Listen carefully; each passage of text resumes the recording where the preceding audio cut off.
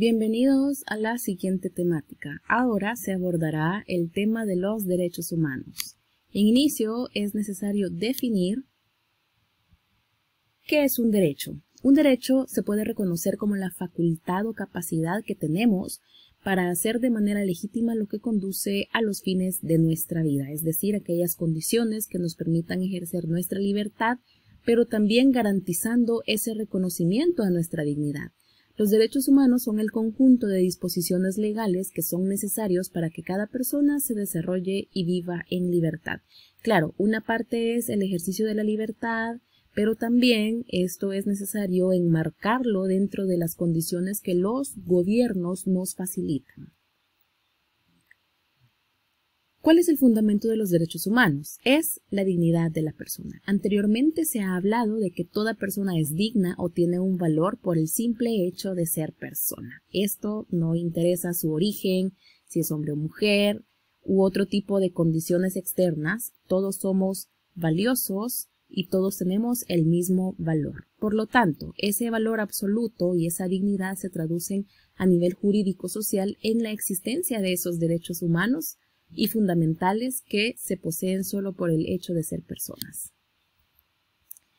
Pero también, como decía anteriormente, hay que enmarcar los derechos dentro de dos dimensiones. La primera, la dimensión objetiva, se puede decir que es que todos los gobiernos o estados promueven condiciones adecuadas para que podamos ejercer los derechos de manera eficaz y sin trabas. Por ejemplo, el derecho a la salud, a la educación, al trabajo.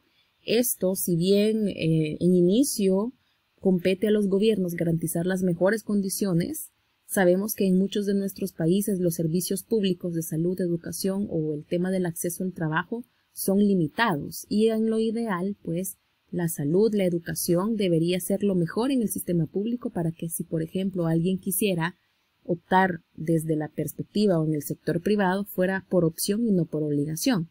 En el caso de la dimensión subjetiva, esto es, esos ámbitos de la libertad social en donde ya quedan a disposición de cada persona cómo los va a ejercer y el Estado no debe involucrarse o no debe entrometerse. Por ejemplo, la libertad de religión, de pensamiento o de expresión.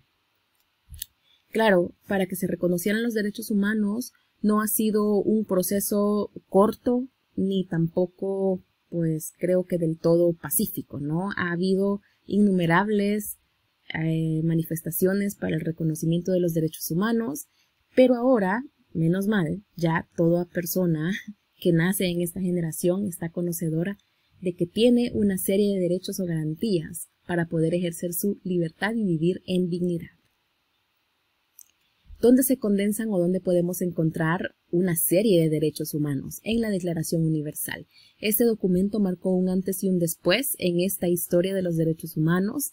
Se firmó en la Asamblea General de las Naciones Unidas en París, Francia, el 10 de diciembre de 1948 por representantes de países de todas las regiones del mundo. Fue proclamada como un ideal para todos los pueblos y naciones, es decir, que los mismos derechos se aplican para personas de cualquier lugar del mundo. Pero no es necesario ser un estudioso ni ser un abogado para reconocer o para darnos cuenta de dónde viene ese valor de la persona. Eso lo podemos encontrar con la simple razón. Así que, ya hemos dicho, la dignidad de la persona es un valor también que le acompaña desde el momento de su concepción hasta su muerte natural. Tampoco significa que los niños, por ser niños y porque a lo mejor no tengan desarrollada su conciencia ni muchas facultades de una persona adulta, eso no les limita a que son también sujetos de derechos. Diferencias entre seres humanos, claro está, en inicio no las hay porque todos somos creados a imagen y semejanza de Dios, todos tenemos el mismo valor, no importa nuestro origen étnico, nuestra religión, si es hombre o mujer, para nada. Eso en inicio son cuestiones secundarias que al final la diversidad de personas, de formas de ser nos enriquece, pero no es que sea una limitante para los derechos humanos. Diferencias entre hombres y mujeres, mucho menos. Claro, hay una serie de diferencias que podríamos hablar, las da la biología y eso es natural. Sin embargo, en cuanto a capacidades o dignidad, somos iguales. Es más, hoy en día se ha visto mucho que hay mujeres que han incursionado incluso en tareas o en trabajos que por mucho tiempo se creía que solo los hombres podían realizar. Así que desde esa perspectiva es un gran avance el que se ha tenido, el poder demostrar que podemos lograr muchas cosas en conjunto, porque al final hombres y mujeres somos complementarios. Por ejemplo, para generar vida es necesario un hombre y una mujer, no se puede por separado, ¿no? Así que, repito, en inicio, sí hay diferencias en cuanto a la biología, en formas de ser, pero en la cuestión del valor y la dignidad, pues somos iguales. ¿Las personas con algún tipo de discapacidad tienen los mismos derechos? Obviamente que sí. El hecho de que les falte alguna parte de su cuerpo o tengan algún tipo de discapacidad no los limita para poderles reconocer su dignidad. Es más, a veces son personas con un gran espíritu de superación y que desean poder formar parte de la esfera social o de la vida social contribuyendo con sus capacidades. Por lo tanto, no se les puede violentar su dignidad ni tampoco su derecho a poder participar de la vida social. Los derechos humanos no han sido una bondad que firmaron los representantes de las Naciones Unidas. Obviamente no es así, sino que son derechos básicos, primarios, que corresponden a la naturaleza humana. Nos ayudan a vivir en libertad, con dignidad e igualdad.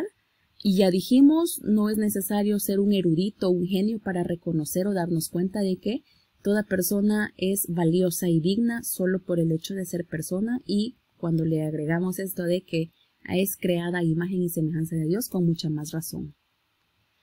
Así pues, los derechos son universales, no dependen del tiempo ni del lugar. Sí se pueden ir como adaptando a las diferentes circunstancias históricas, pero en inicio son iguales, son los mismos. No se le puede privar a nadie de esos derechos, eso es que son inalienables. No hay nadie que pueda decir usted tiene estos derechos pero estos no, porque todos son iguales para todos. Y también son inviolables, porque la dignidad humana no se puede violentar en sentido estricto. Puede que a lo mejor haya ciertas prácticas que reduzcan o que a lo mejor no estén reconociendo del todo esa dignidad, pero eso es una cuestión fuera de lugar, ¿no? ¿De qué tratan los derechos humanos?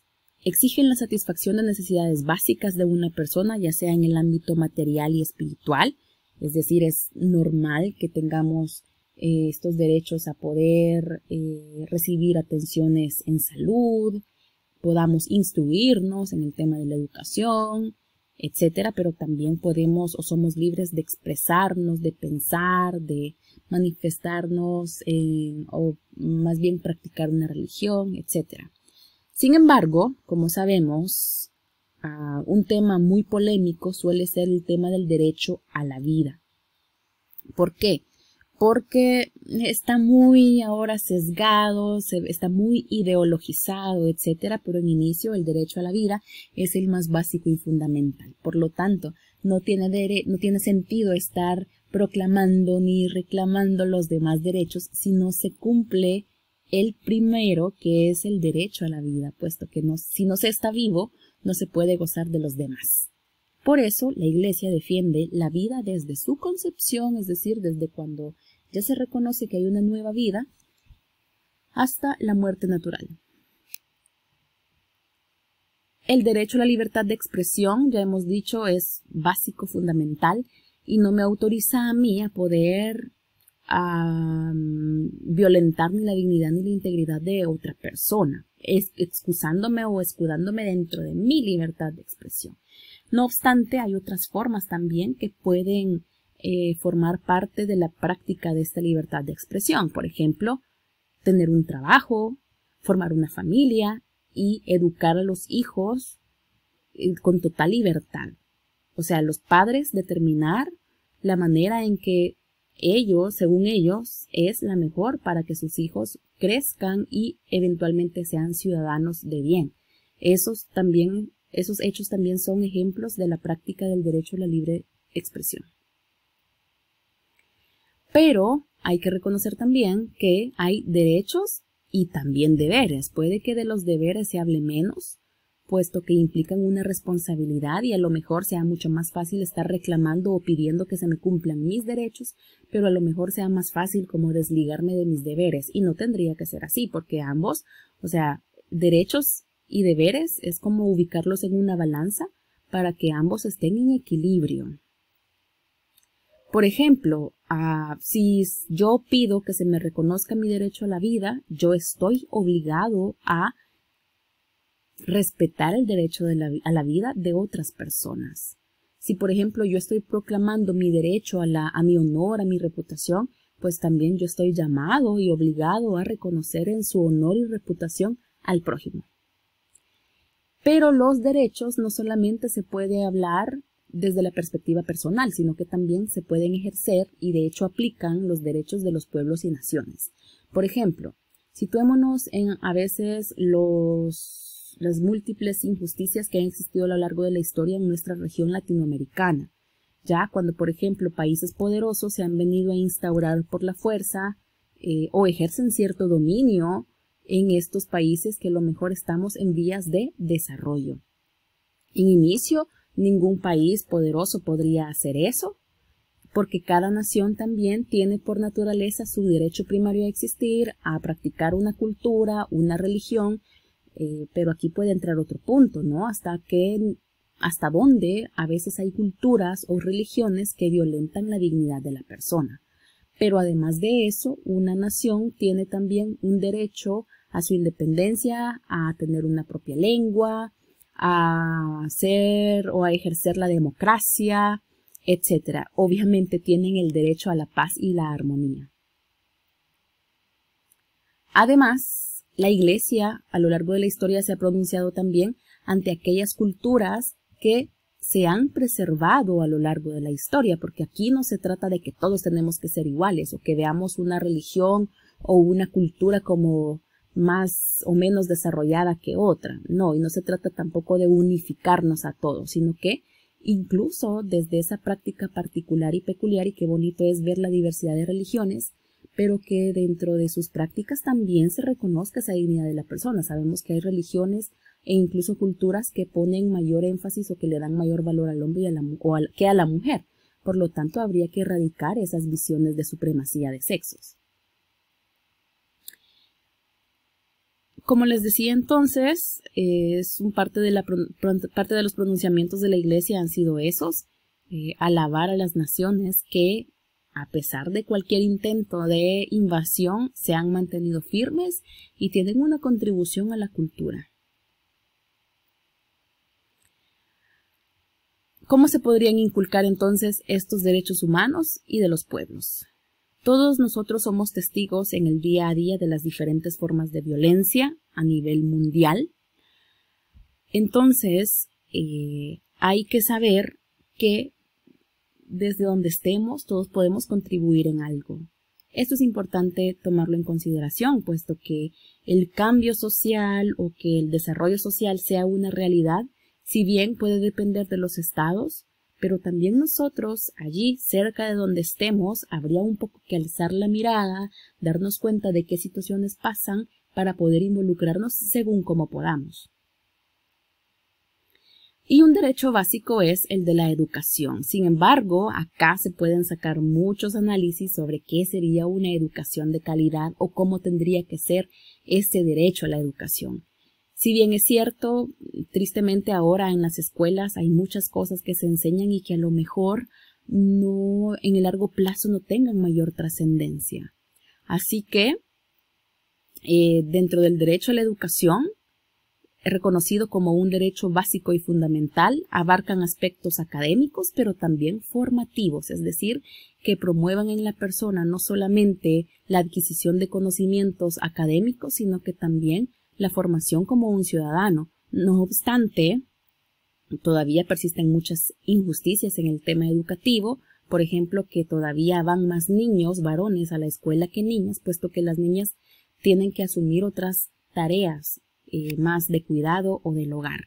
Sin embargo, dentro también del derecho a la educación tendría que existir una educación que nos permita afrontar los desafíos de la vida presente y futura.